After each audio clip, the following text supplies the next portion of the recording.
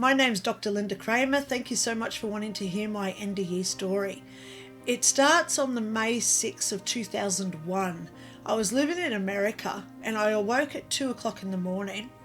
I went to the toilet where I actually just thought I was going to sleep. I didn't just go to sleep because instantly I was floating in the living room looking down, and I watched as my ex-husband, and now ex-husband, husband at the time, he came running through in front of me and he opened the door and two paramedics came in. They went with him across the room and into where my body was in the toilet. As we progressed, because I had no physical time here where I was floating in the living room, I observed the sheriff come in, people from the fire department came in. There was multiple people in the living room all talking. I was witnessing this whole thing floating above them. As I looked down, I had no feet. And the other thing that I noticed at this point was that I was not breathing, and it was very calm. I had no recollection at all of being upset or worried about unpaid bills, who's going to look after the animals, that sort of thing. So in my medical files, because I have now obtained my medical files of the night I died, I've blacked out all my personal information. It says in here, in the paramedic report, that I was clinically dead for over 14 minutes confirmed. Now, we have to remember here, it was 2 o'clock in the morning, and my ex-husband, he said he woke up because someone was banging on the wall. That wasn't me, okay? It wasn't, I didn't have the capacity to do that. So in my medical files, it actually says 14 minutes clinically dead, and people were in the house for 45 minutes. So I saw the first ones arrive right through to the time when they took my body out on a gurney. So there's 45 minutes that I know I was floating. After they all left with me on a gurney, they put my body in the back of an ambulance and took me off to the hospital. That's when it got interesting.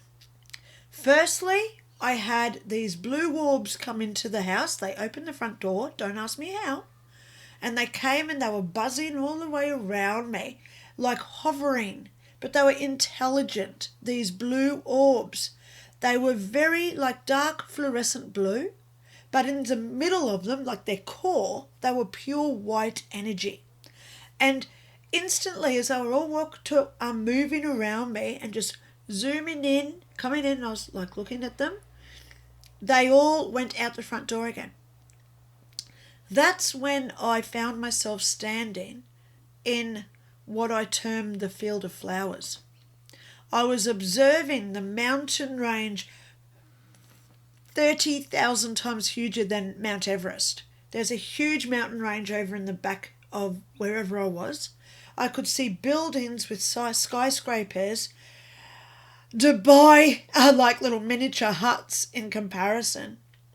I saw lakes. I could see everything in panoramic view. Even things out of my peripheral, I could see them as clear as day in front of me. So I estimate that I spent 18 months in this place. I walked down paths, I was following around people, I was observing the people, I was going inside the buildings, I was walking around the city, I was going over to the mountains, being a part of the mountain. And what fascinated me the most is it was what we thought we created. If I wanted to be on top of the mountain, instantly I was.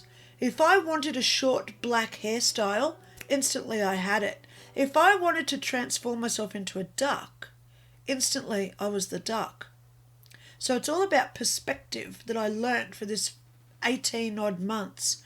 I estimate my time due to how long I travelled, because as a human I walk about 3 to 6 miles per hour.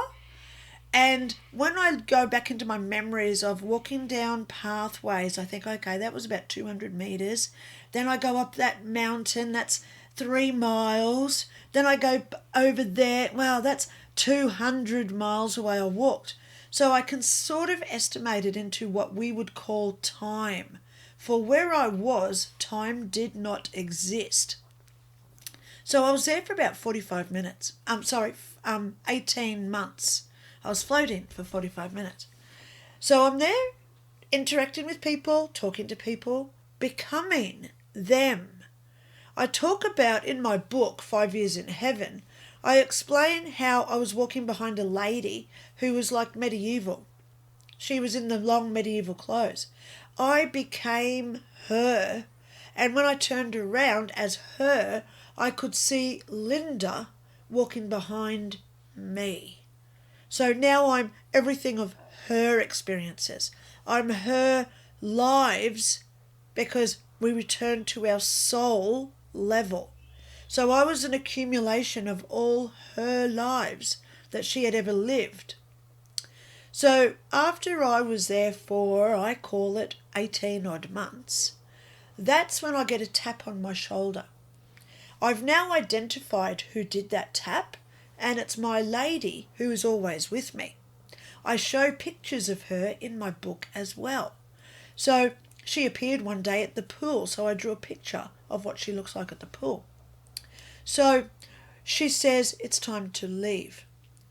That's when I find myself standing outside of this huge cathedral. I walk inside and there are pews down the sides that are unfathomable. We do not have trees the size to make the wooden carvings of these chairs. At the forefront of this area I call a church was 3 energetic beings. They did not talk to me, but they were energetic beings. 3. As you know, I'm Dr. Linda Kramer. I've done a lot of research into people seeing 3 beings like Father, Son, Holy Spirit. Okay, the left hand and the right hand that they talk about in religious texts. So I have a photo of what these 3 beings were, and I created it as the front of my book. So there they are. The energy was coming up them like a waterfall of energy, but it was going up, not down. And the swirling of the energy was not left to right or counterclockwise and clockwise. It was doing all the motions at once. Instantly, one of them said to me, telepathically, to do what I had to do. I knew what I had to do. In this box in front of me, I had to open the box, and in this box were all my memories, actions that I had done during my life. And they were contained in little bubbles with like a video screen. So the one that I talk about a lot of these memories in my book, but the one that I drew a picture of is the day when I was a baby and I was playing with my grandmother's white cat. So here's a picture from my book where I've got this orb of energy in my hand with a little video screen of me playing with this cat when I was a child. I pulled its tail. So we go into the perspective during our life review, because that's what this process was about, my life review. We have to become, I had to look at the whole occurrence as a holistic scene. Then I became me, and I was back to being like a 6-month-old baby, because I'm looking down, I can see my nappy that I'm wearing, or diaper. Then I had to go through all the mental processes of what this 5-month-old baby was thinking. And then I become the cat, looking back at this human who pulls its tail. So I had to judge myself why I pulled the cat's tail to hurt it that day. That was just one memory. And that one memory, in all honesty, went for anywhere between 30 minutes to an hour, because we have to heal the intention of why I did it. So then as I healed that memory, the little orb in my hand it disappeared. It no longer was relevant. It no longer existed in the karmic balance of my energy.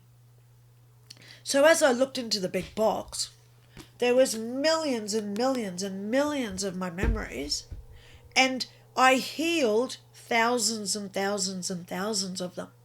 So again, I say I was in this place probably 18 months. It could have been 3 years. Don't know, because there's no time there. But every time I healed a memory, the memory simply was dispersed back into energetic realignment.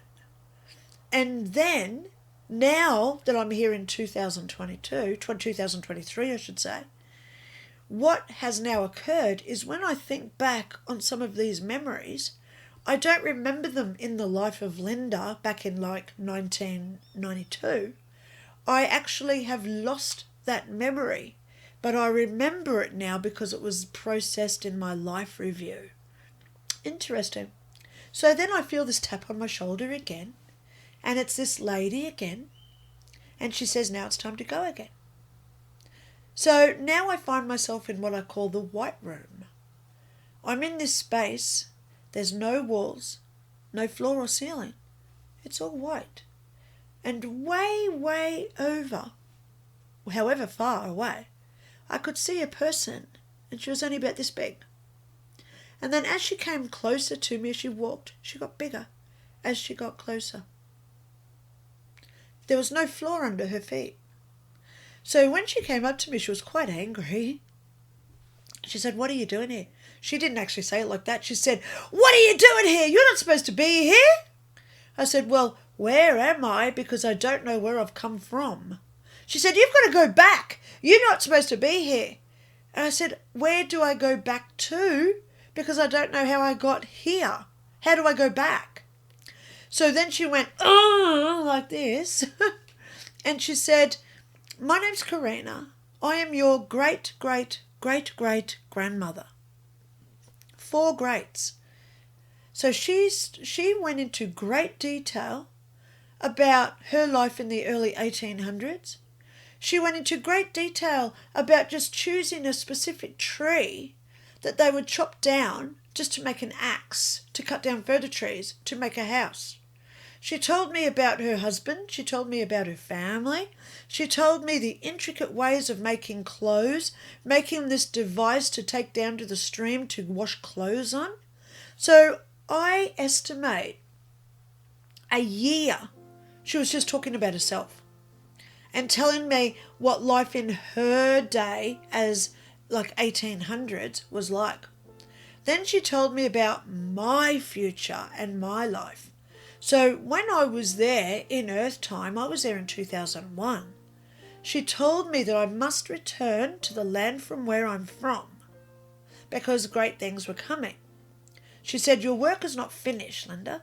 She said, you must work with the police for 10 years. I did work with the police for 10 years. I was an administration officer with Queensland Police Service from 2002 until 2012. She said I'd need 2 years off because I'd have to deal with all the stress of what I got during that time. And I did take 2 years off. And then she said, you're going to be a first aid trainer for 2 years. I was a first aid trainer for 2 years, January 2015 until January 2017. Exactly 2 years. And then she said other things that were coming in my future, right up until like 2050s. So in a nutshell, that was my experience. I came out of that after being in a coma in ICU. I woke up, and the first nurse that I really sort of interacted with, I looked at her and I said, how's Motley? She looked at me and she said, what do you know about Motley? I said, oh my God, it's your cat. He's got long grey hair, long grey fur. He's 14 years old. He's got kidney trouble. You're taking him to the vet. It's $5,000 for new pills for him. You don't know whether to put him down. You don't know whether to get another kitten. She interrupted me and she said, everything you've just told me is true. It is that amount to take him to the vet. They do want to put him on kidney tablets. I don't know whether to get another cat. But how could you possibly know all this information when you've been in a coma, and this is my first time in this ward when I've been working downstairs for the past 6 months? So even when I was getting driven home a couple of days later after I woke up, the road seemed like it was 6 miles wide. I kept saying to the man driving, why are you driving here? Why don't you move over? And he said, I'm in the lane. And I said, but the white marking is hundreds of meters over that way. There was no space now where I was in this three-dimensional world of Earth time. It felt honestly like 4 hours drive to get home. But when I look at Google Maps, it was only a 10-minute drive straight down a highway. So it took me a very long time to establish getting back into this Linda existence. Because as I tell people, I was in heaven with my life review, standing in this beautiful array of buildings, mountains, beaches, etc. I was up there for about 5 years. I had to relearn how to breathe. I actually said to the nurse in hospital, I said, why do I have to do this for? Because it felt so wrong. I had this big tummy pain, and the nurse said to me, have you been to the toilet lately? And I said, what do you mean, have I been to the toilet? Where's that? And she said, well, go sit on that thing in there. So as I sat down and I relieved myself, I actually yelled out to her, how often do I have to do this? How often do I have to blink? How often do I have to go to sleep? You want me to put that into my mouth and chew it and then swallow it? Food? What is that? So I had to relearn everything. So one thing that was very apparent when I woke up, trees were talking to me, furniture talks to me, cars talk to me, jewelry talks to me, crystals talk to me, everything talks to me. Everything talks to me. Another thing that I've now got is the premonition. I can start singing a song and I turn on the radio and it's just about to start. It'll start in like 3 seconds. So I call it the 3-minute warning with myself. I get like this 3-minute warning before things happen. So I've got all this psychic ability since my NDE. So when I returned to Australia in 2001, I actually started on the internet. Back in 2001, the internet wasn't that good. But I started researching, I didn't know what it was called. I think I was actually thinking it was called Going to Heaven. I think I was just researching going to heaven. Because even though it wasn't called heaven, and I didn't see any religious types like Jesus, Buddha, Muhammad there. I didn't see anyone like that there. But I knew it was heaven because of just where I was. So immaculate and peaceful. So in my experience of waking up, coming back to Australia, and it's apparent that this woman is with me all the time. She's my intuition. She's my guardian angel. She's also my spirit guide. She came to me, I won't go there yet, but I started researching heaven, going to heaven, and I found a man called Dr. Raymond Moody. I emailed him. I didn't realise who he was, but he replied and he said, yeah, another one. What's your story? So I started telling him all the things where I went, what I saw, and his quote to me was, my experience is one of the most in-depth experiences he had ever heard of. 5 years. We can't judge who goes where and what they say. Okay, there's no comparison because every situation, every NDE is so unique and beautiful. However, it gave me a lot of insight because when I was talking to my great-great-great-great-grandmother, she explained to me how life contracts work. She explained to me how life lessons work. And then she said to me, don't go in there or else you'll never go back. And when I turned around, it was the tunnel in which we reincarnate. So she told me all about reincarnation as well. So in my book, which I've shown you all, here it is. It's called 5 Years in Heaven, The Teachings of Heaven. It's available on Lulu. You can see how thick it is, and it's full of pictures. Look, there's a picture. There's some of my medical files to verify that I did have this event. And here's a picture of her talking to me in front of the tunnel. No floor, no walls, no ceiling. I've also got a floor plan of the house that I lived in. So I died in the toilet, yet I was floating out in the living room. There she is. There's my photo from that one, where she explained what reincarnation is. Here's a photo that I drew. Now, I drew all these in hospital, by the way, after I woke up. So there I am, pulling the cat's tail. I'm only 6 months old in my life review. Here's a picture of the flowers. Energy was coming out of the ends of the flowers, the petals. It was so cool. Here's me at my life review where I'm talking to these 3 energetic beings. And I've got one here of the blue orbs as they're hovering around my head. So all my drawings are in my book to explain what happened. In the last half, it's called The Teachings of Heaven. How to be angelic. How to raise your vibration. So it's all tools, techniques, exercises in how to be more angelic. So when we go to our life review, because for some, our life review isn't so nice. Because I'll put it this way. Anything that we do good for others is amplified. They say in biblical terms it's tenfold.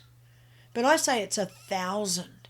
So if we're happy in some event or experience or memory, imagine that happiness 1,000 times. But when I found that I'd hurt somebody, like standing on an ant, I become that ant. And I'm looking up at this huge shoe coming down on my body, and I feel what it's like to be squished. And it's 1,000-fold.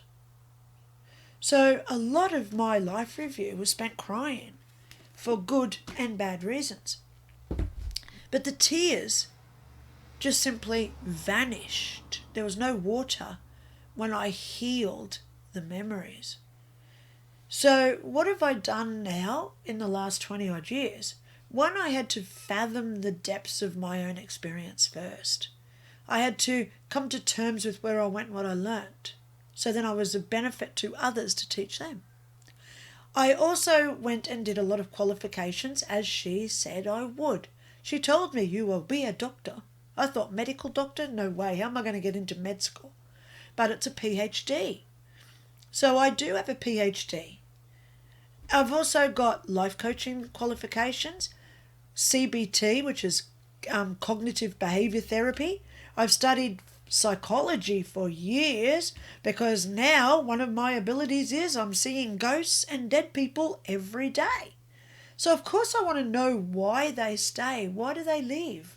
Why do some go to heaven and some stay earthbound? So I've got a book out there on Lulu. It's called Ghosts Explained.